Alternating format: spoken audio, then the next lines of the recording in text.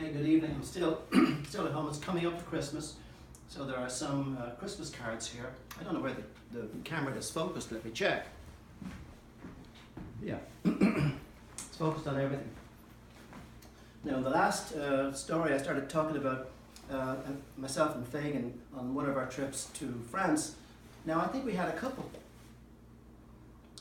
In one, we made it all the way to La Rochelle, and another one we went all the way to Spain. Actually, that's correct. So we're still on the first trip. So the first trip, I skipped a bit. Didn't go to Poitiers straight away. We called in to a town called Bernay on the way, and we stayed in the youth hostel there. So let's talk about what happened when we went to Bernay. We did everything harebrained. We got the hell out of Rouen anyway. And we made our way back down towards Paris to Bernay, a small town in Normandy. Lovely little town. And this time the weather, it stopped raining and the sun came out and it was really hot. And we got too hot, actually.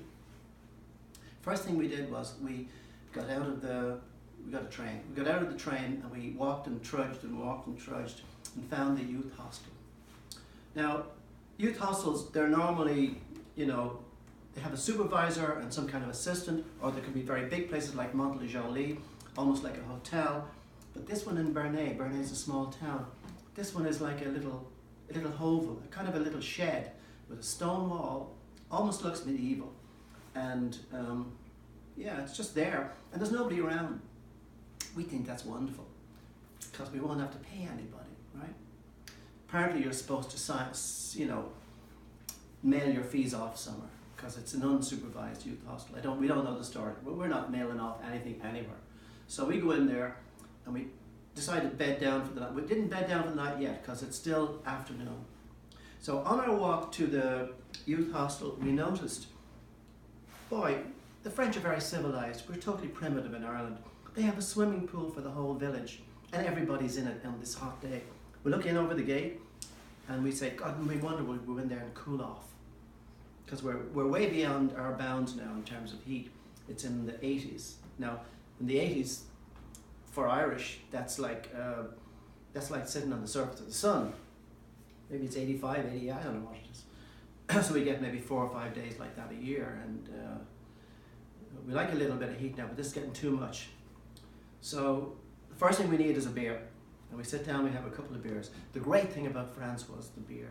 When I went to France first on my own, I just remember, I was only 16, I remember sitting down just having beers, and they were long, narrow little glasses, 17 maybe. I didn't drink beer before 17, so it must have been 17. Yeah, I loved that. And that's as far as I got.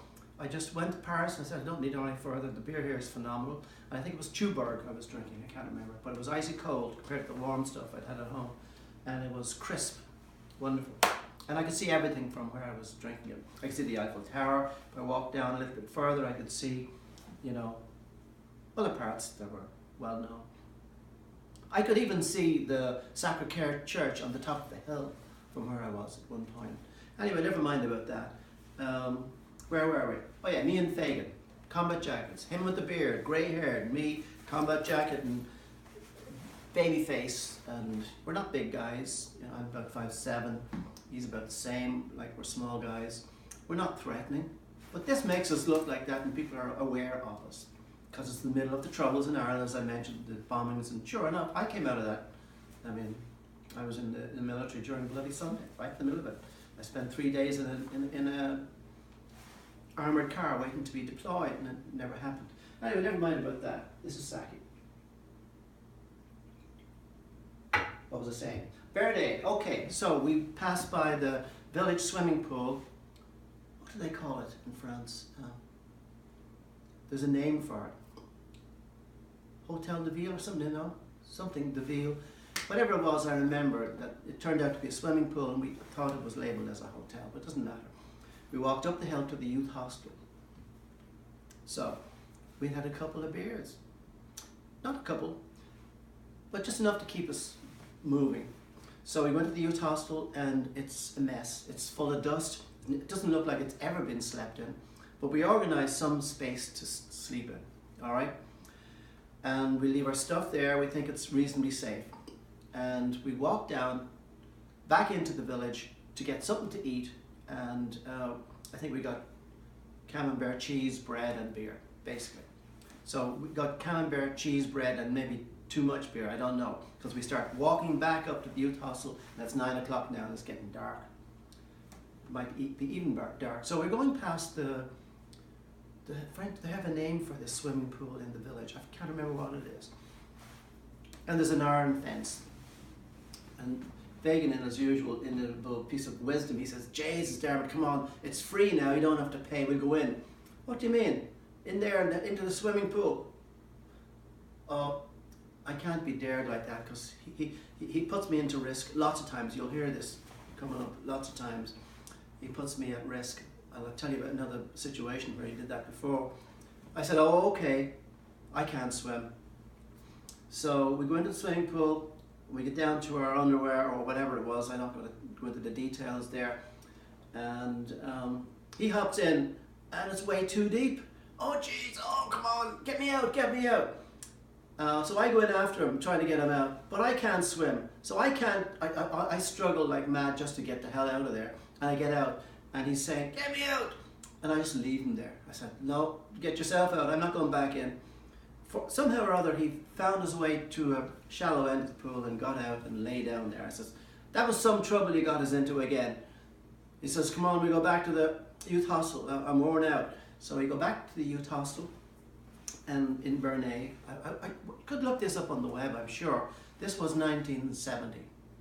So, or was it 71? I can't remember. So back in the youth hostel, the two of us try to sleep. Now Fagan is afraid of ghosts, and I must say, if I think there's a chance of one myself, I'm not entirely comfortable either. In the middle of the night he says, we can't stay here. Why? It's haunted.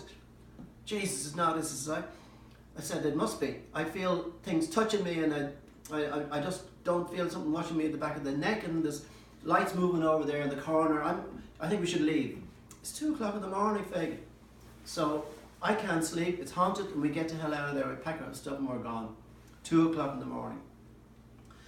What can we do? We just keep walking and walking and walking until we get to a situation whereby we can hitchhike. And we keep hitchhiking and keep traveling, and that's when we find a young woman who brought us all the way. Actually, she brought us to La Rochelle. I got my wires crossed.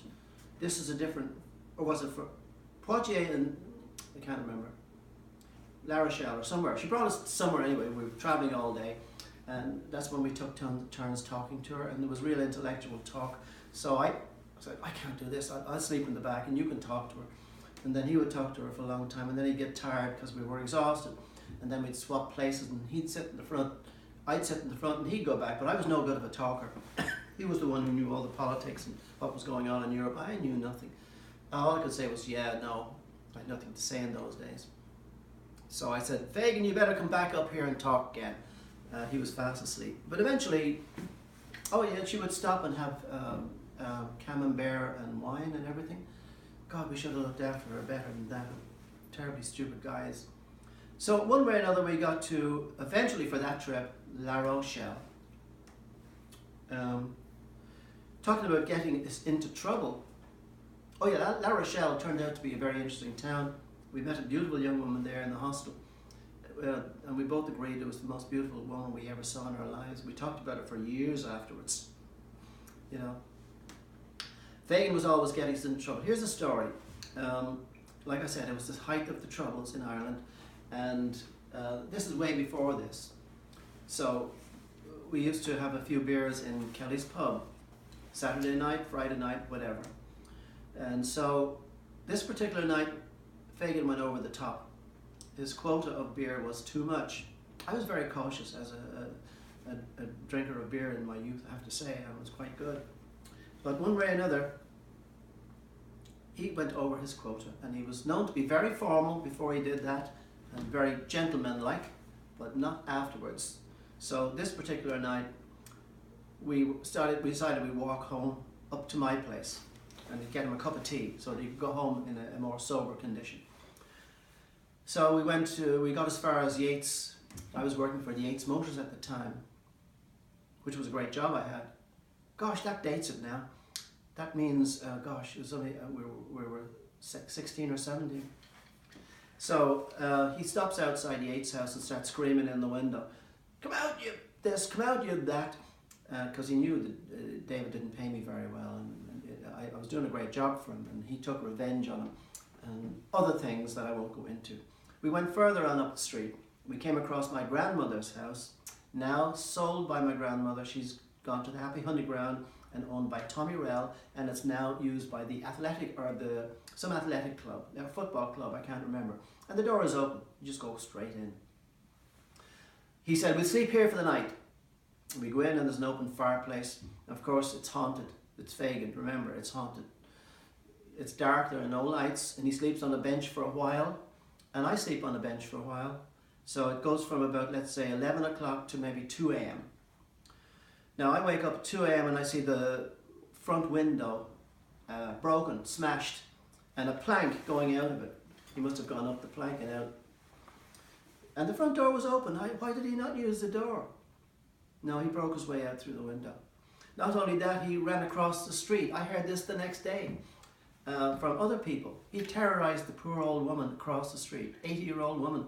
He runs up, knocks on her door. Well, he doesn't do her any damage. But he says, "Quick, help me." Now, during that time, like I said, it was in the middle of the Troubles, and up in the north, a famous internment concentration camp, if you like, where they put all the offenders in, was called Long Kesh. And he said, "I've just escaped from Long Kesh. You have to let me in." And the poor woman didn't know what to do, but she had a big son, 6'4". This was Mrs. Polium, actually, a Mrs. Polium. And her son, I think, was it Liam? I can't remember. Or John Polium, I can't remember. He comes out and terrorized him off and ran him off. So I don't know how he got home after that. I went home, had a good night's sleep, and came down to Mass the next day. We were such good boys. After all this trouble, we came down to Mass as if nothing ever happened. And I walk past our house and I see all the glass strewn about. Terrible. That's what Fagan would do. So where were we? We're in France. Oh yeah. So for that particular story, there's nothing much else that I can tell you about with regard to Fagan. We did go to France in another story. We went to Spain. This is a long story. I think I should tell you that another day. I don't know. This is about going into Irun. Oh, I'll tell you anyway. Another trip to France wasn't to France. We were heading to the Basque country, and we had met some Basques, and we were off on an adventure. So we go all the way down to Bordeaux. Oh, we couldn't get a lift. Same problem. And Fagan gets food poisoning. So we're walking across the street in Bordeaux, and he goes down on his knees, and the traffic is coming. I said, "Get up." He won't get up. I said, "I'm dying, I'm dying, I'm dying." He's holding his stomach. He's got food poisoning because he was saving money. He bought the cheapest food and kept food in his backpack that went rotten, and now he's paying for it. I said, "Let him pay for it." No, I couldn't do that. I had to drag him off the street. I literally dragged him, and his ankles were flopping on the ground, and his backpack. I dragged him off the street, out of the way of traffic. I says, "Okay, we're not hitching anymore on this trip. We're going to get a train from here to Irun." Irun is a border town going into Spain. So, very nicely and comfortably we get on the train, and he's in the train complaining, "Oh God, what happened to me? Take me home from this place. Why did you bring me here? If I get out of here, okay, I won't ever, I'll go to Mass every Sunday." Things like this. So it's night time when we hit Irun and it's raining. What a miserable little town. I didn't like it. I'm sorry, people in Irun. In 1970, Irun wasn't, or was it, this was 76. 1976 or 75. Franco was still alive, but he was about to go belly up. So, yeah, we eventually found a cheap hotel. We were both soaked, absolutely soaked from walking around in the rain in a downpour. So I drag him into the hotel, we book in, and I throw him on the bed, and he just lies fast asleep on the bed, soaking the bed, didn't even take his clothes off, and I leave him. So I'm going out to get a couple of beers. I've had enough for today. I actually have plastic bags in my backpack that I can get into dry clothing. I thought of stuff like this, and I get into a new t-shirt and jeans, and my jacket is cut. I go out. So I'm walking around Irun, and I'm looking for a place to have a glass of beer. And oh yes, in France the beer was way beyond what we could afford.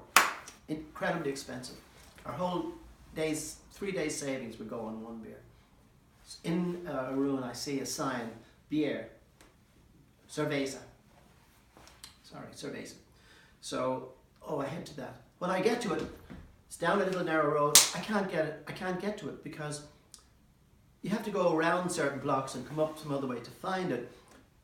The little road that I was heading on, narrow, maybe 20 feet, 10 feet wide or whatever, is blocked. It's not a way to it at all. There's a little wall. So I said, I don't care, I'll get over this wall. I hop over the wall, the next thing, bang. The far side of the wall I saw was maybe 4 feet tall, but the far side of it was like 12 or 14 feet of a drop, and I hit the ground and ruined my knees and ruined my jeans in the wet gravel. Oh God. I don't care if I go there and get a beer and maybe a sausage or something and I'm hungry, I'll be all right. So I go in to the guy. I hablo español. See, at this time I spoke Spanish quite well. I learned it for the purpose of going to the Basque Country, even though they speak Basque there. Most of them speak Spanish, and the people we knew spoke Spanish in Londres. So what happened? Don't know why I carry that. You don't need it. So I go in. Una cerveza, por favor. There's nobody in there, only me. And it's maybe 1 o'clock in the morning. Una cerveza. And the guy comes along, gracias, and he says, dos pesetas, por favor. 2 pesetas? That's like 2 pence. I give him the 2 pence, but he only gives me a little glass. But it's still dirt cheap. If I got 20 of these, it's only 40 pence. It's like for nothing, still. I say, 10 más, por favor. ¿Qué cervezas? 1, 2, 3, 4, 5, 9, whatever it is, 10. 10 más, por favor. Because the little one won't do me. And he goes like this, but he doesn't care. He gets the message. I put the money down, and then he's happy. So he gets all the beers, and he takes the money. And I leave a couple of little ones extra for him. And I go through the beers one after another. And after I'm coming before, and he gives me some cheese. And it worked out very well. And then I wobbled all the way back. And when I got to the door, of course, it took me a long time to find the hotel. Where is the hotel that we're staying in? And that's a big, long story, how I found it. I'll tell you about that another day. Got back to the hotel, Fagan was snoring on the bed. His whole bed is soaked. So at least I get to sleep in a nice, clean bed. And we go to the Basque Country the next day. And we end up going to all the little towns, Zarauz, Lecatio, I forget, so many of them.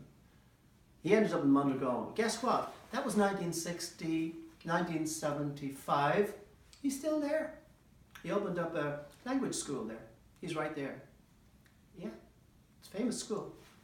That story is done.